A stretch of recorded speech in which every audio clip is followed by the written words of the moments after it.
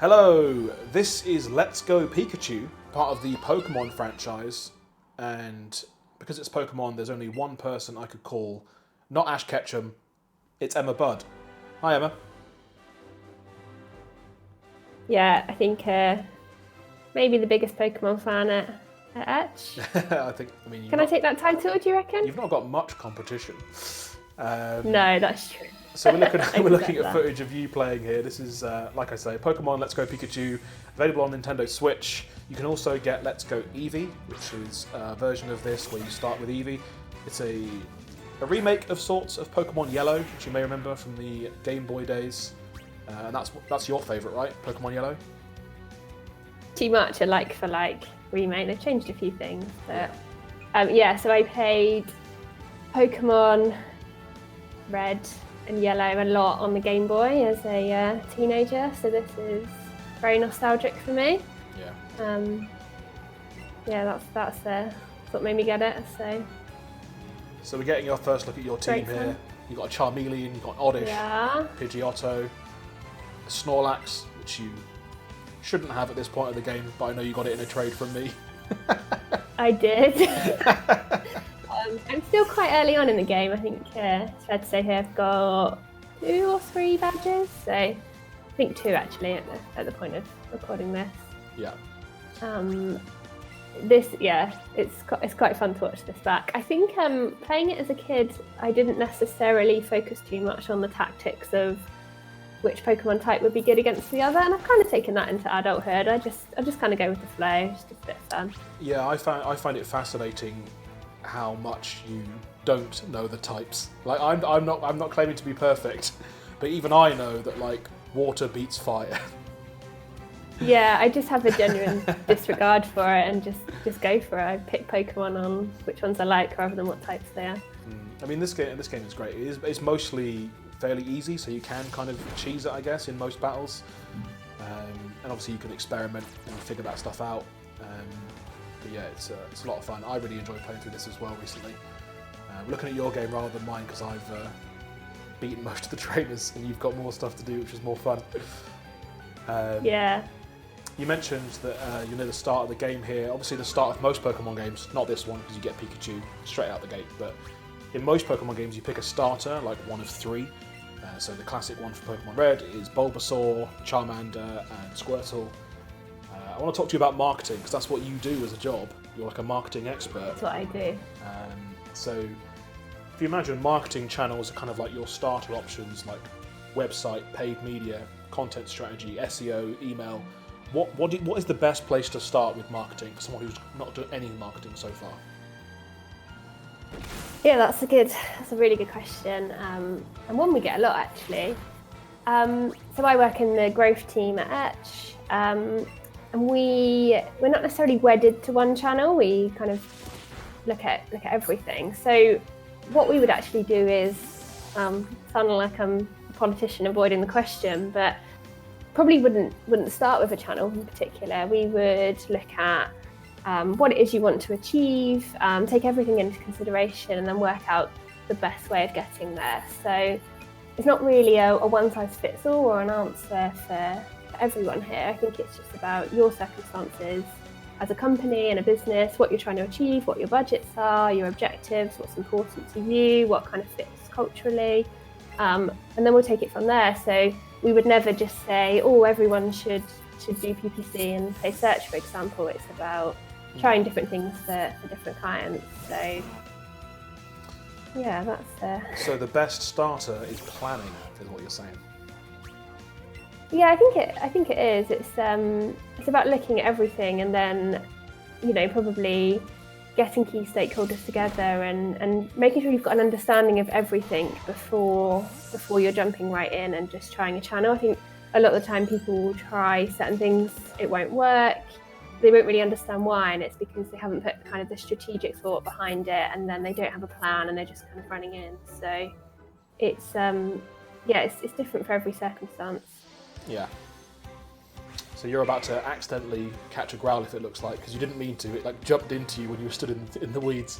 Yeah, I love this about the gameplay, that you can see the Pokemon running around. So normally you would just walk through the grass and end up We'd have to battle them in the old version actually, but in this one, yeah, it just kind of jumped into me, but actually you can avoid them. Yeah, it's kind of like a Pokemon Go mechanic that they've introduced. So you do still do fights. We just saw a fight, but when you encounter Pokemon in the wild, you just throw balls at them, Pokemon Go style. It's probably worth noting that the capture card we used here had a bit of a delay as well, so it actually makes it really difficult to do things like catch Pokemon. I'm really impressed that you caught the Growlithe, don't worry. We've seen a couple of great Pokemon there in that battle. We saw a bit of Snorlax, we saw just seen Growlithe. Do you have a favourite Pokemon? Who's your favourite? I'm guessing it's one of the original 151. I mean, yeah, I don't even, comprehend the other ones as Pokemon there. Not about them. I can't say Pikachu because you can say Pikachu if you want to. Isn't it? I think I love Lapras. That's a big favourite of mine. Others, Meowth, I've got a soft spot for, but yeah. That's interesting Pikachu that you like Meowth. Or Lapras. I wouldn't have thought you're not really a cat person. Maybe I know I don't know why. I just love. There's no dog Pokemon though, is there? There definitely are in the later ones. I mean, yeah, there's not many that are overt dogs in this one. Growlithe is more of like a tiger, isn't he? Yeah. Arcanine, I think, Arcanine and Growlithe act like dogs. They have a dog mentality. Yeah, true. They all do a bit though, don't they? I think. Yeah, they all love their masters. They're like, yeah, let me fight for you. Yeah. So I got to ask as well. I mean, do you have a dream team of 6? I mean, do you need to cover the ears of your current team and talk about the Pokemon that you really want in your team? Yeah, my current team's not quite there yet. Although I don't pay too much attention to types, I recognise you do need a flying type and something you can ride on and swim across water to get to the different islands. Lapras would definitely be that for me. Charizard, can you fly on Charizard? Yeah, so actually this is really interesting, and this is one of the changes they've made to this game. You don't actually need to have them in your party to do that anymore, because what they've done, and you'll find this out later on when you're playing, Pikachu just learns everything in this. Like he can surf on a surfboard, and he has this weird, almost like hot air balloon thing for flying. So he can do everything. So you don't actually need anybody else. Right. So I don't need that. Because he learned how to cut, whereas normally you need a grass type Pokemon to do that. Exactly. Yeah, they've simplified that massively. Final 6. Pikachu anyway. Mm-hmm. I want a Charizard, a Venusaur, because I'd always pick Bulbasaur as my original starting, so that's a quite important one to me. I quite like a Ditto. Go for a Ditto, a Lapras, and then probably a Snorlax, or if I'm getting later in the game, a Mew or a Mewtwo, ideally. But, nice. I'll go Snorlax until that point. Not one of the legendary birds? Zapdos, Articuno, Moltres, don't float your boat? I feel like, yeah, I don't know. I guess because they came later in the game, I wasn't exposed to them as much. They haven't got the nostalgic feel for me. I don't know them as well. This is the difference Sticking with the between... classic. I'm such a basic Pokemon lineup. This is the difference between me and you. Like when I got Zapdos in this very game, I basically just chucked Pikachu straight out of my team. I was like, don't need you anymore. Everyone else would be like, I love you, Pikachu. I've built this bond with you. And I was like, no, get rid of him. Zapdos is way cooler. No loyalty. There's no loyalty there. That's horrible. So we talked about your dream team of 6 Pokemon. Do you have 6 growth tips to share that you've gained from working with clients? 6. Yeah, 6 is quite a lot. I realise we can make. Yeah. You can do less than 6 if you want. Let's try for 6. Okay. I think my first one relates back to thinking about whether you would start with a channel, and it's don't do anything for the sake of doing it. Don't do something just because you think that's what you should do. I think it's about working out what you want to achieve, making a plan, and evaluating it, and then just keep kind of revisiting that. Don't just keep doing something you've done for years just for the sake of it. That's one. Number 2 would relate to your audience. So I would say don't just assume that you know everything about your audience, especially if you think you are that audience. I think you need to make sure you're speaking to people regularly, you're testing, you're interacting with them, you're asking questions. I think that's really important because I think people too often assume they know, and actually getting kind of out there and speaking to people, or speaking to people remotely as it is at the moment, probably, it's really important. And there's so much to be taken from that kind of level of information. That's 2. I got Squirtle. Yeah. I love that they're just marketing giving tip 3 you is get Squirtle. I mean, Squirtle's great. That's not right. I love that they found a way to give you the original starter Pokemon throughout this, as long as you've caught enough Pokemon on your way. Yeah. I thought this was cute as well. This is a real nice nod to the Poké Center of the original games. Tip 3, I would say, I think collaboration. So a bit like you do in some of these videos, and I know the play team are really fond of, is working with other brands or people, influencers, whoever it is that's relevant to your audience, and in turn you're relevant to theirs, and creating content together, or however it is you can do brand collaborations. I think that's really key.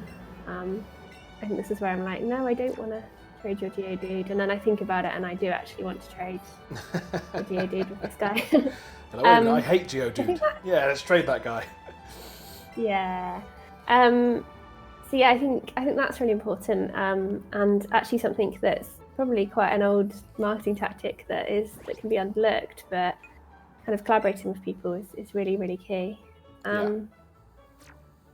What's that, 3? Yeah, you've done Number 3 so far, would to 4. be experimenting. So I think trying out new channels, testing new things. You're doing these live streams. That was new for you. You hadn't done that before as a team, and I think it's working really well. So it's about constantly trying things, then looking at the data, seeing what's working, and then trying something new. Don't just keep on doing things if it's not working for you. And also don't try and do too many things at once. You can stop something, try something new. There we go. Cool new Geodude. This is the I tried something new. I traded my Pokemon. Yes, they've added some of these. Yeah, I still don't quite get variants. this bit. What's the deal with these? So, because of one of the later games, I can't remember which one. Pokemon fans are going to hate me for forgetting.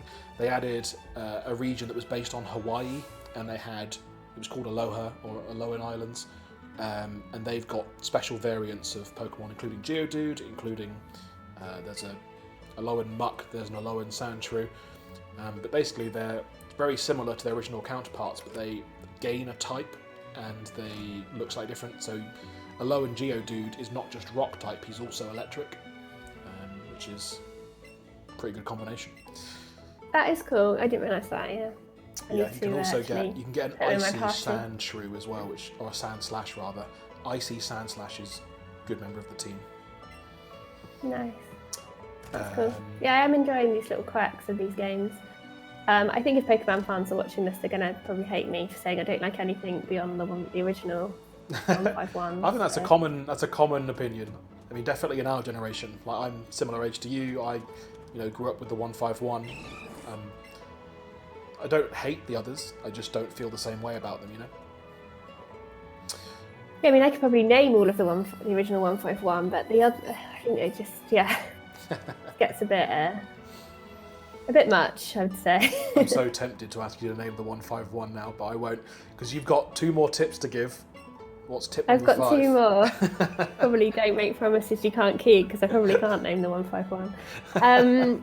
So I would say what's really important, I think, and that I've learned is testing things with a diverse group of people. So I think we've all seen campaigns that have gone out there that have then been slated for just not being sense checked with the audience, or a different group of people beyond the people sat in a boardroom coming up with it. And I think testing with groups of people is really key, and I guess it goes back to the audience thing as well. Like, you don't know if something's going to resonate or land terribly with people unless you're going to go out there and get people's advice on it. So we've done things where it's even just as simple as having something like a WhatsApp group with a group of VIP customers that are willing to, the ones that love your brand so much, that are willing to help you out and just say, hey, we're going to run this campaign. Is this a good idea? What do you think? Got anything to input?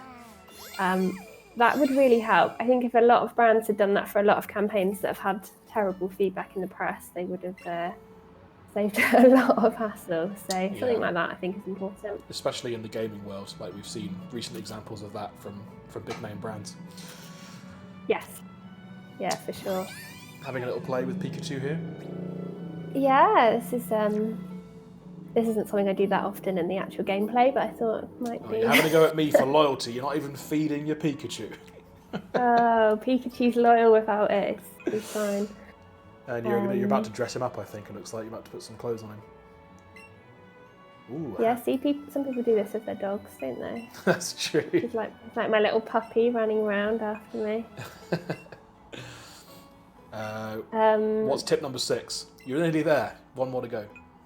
I'm nearly there. I think, and this probably is almost one that sums up all the other tips, but I think for me, what I've learned is that every day is a school day. You need to constantly learn, soak things up, absorb new media, look at what, whether it's what your audience is saying, what people in the industry are talking about, what new technology is coming out. You need to try things. You just really need to get your hands dirty and not be afraid. I mean, riding Snorlax around. Yeah, most Pokemon that you can ride make you faster. I'm pretty sure that's not faster than walking. I don't think that is. That's slower than walking.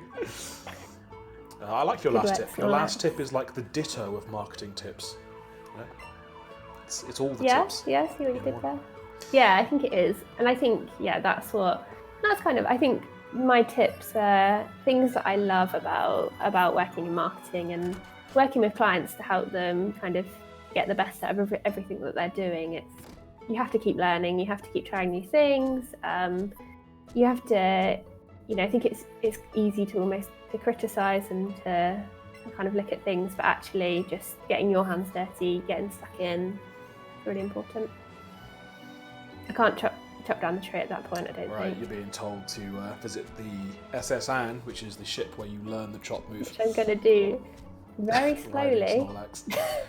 I just saw, there was a bit early, I don't know if you've noticed this yet, there's a guy there with a Magikarp. Do you take his Magikarp? Have you spoken to him yet? No. Okay, well that's a tip for you. When you go back to this city later, talk to that guy and he'll give you his Magikarp for like not very much money. And you think it'd be a bad deal, but at this stage of the game, you've got enough time to train him into a Gyarados pretty easily. Nice, okay. I did used to do that in the old game where you can send out a Pokemon first, then bring them back in, then continue the battle, they'll get the XP point. Get the XP. Yeah. The XP share is pretty generous in this anyway, I find. But yeah, definitely still helps to put them out first. It's the SSR. Yeah, they all get XP for anything. This is a great part of the game, isn't it? Yeah, it's fantastic. I mean, if you play Pokemon Yellow, you'll remember the SSR. He's obviously called Voldemort. Of course he is.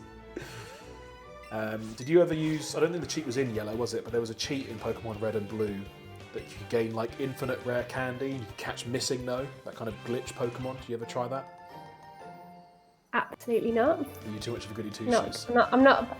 Yeah, I'm not about that game cheating life. The only thing I did do was I used to play a lot of The Sims, and at some points I did use the Rosebud cheat. I'm sure anyone who played The Sims knows of it, where you could get all the money.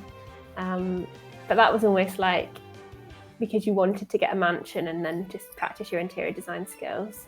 But yeah, no, that's the only game cheat I think I've ever used. So, I've been playing a lot of Animal Crossing in lockdown, and there's two types of people that play Animal Crossing: people who time travel and people who don't.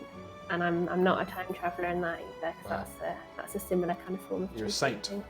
Which is fine if you want to do it. That's cool. That's your kind of game, and I haven't got a problem with it. But I'm too good to do it myself. So for us, were you a? Oh yeah, I caught Missing No every time. Yeah. See, two types of people. Yeah, I was going to ask. So like Etch Play are all about the extended experience. This idea that every player touch point matters, and that each of those touch points should have like the game's DNA in them. So they feel like part of the overall experience of players. I mean, do you have any creative ideas about what you would do with Pokemon as a franchise? What would you do with Pokemon to kind of extend the experience? I think with Pokemon, I guess when I was playing it, you know, the first time round, it was all about like the memorabilia and the things that you buy to go alongside it. Now, I don't know. I guess it would probably be about how they engage with users, with gamers, sorry, that are kind of sharing what they're doing on things like this, where you're recording it and sharing, or Instagram accounts dedicated to it and stuff like that. I think it's probably about embracing kind of new social media and technology to work out how to reach people. And yeah, I'm not sure. It's a tough one, actually. I mean, they've explored a lot of. How about you? Pokemon. Yeah, I mean, I think. Yeah, that's what I mean. They've done it. They've almost done it so well. I don't know what else they could do. They could do. I mean, the trading cards can make a comeback in digital form. You don't see much of the digital card game, but there are success stories. I love Pokemon cards. Yeah. Get them in the app. You could trade them easily. That'd be fun. Yeah, that would be Pikachu really is about good. to absolutely destroy this seal.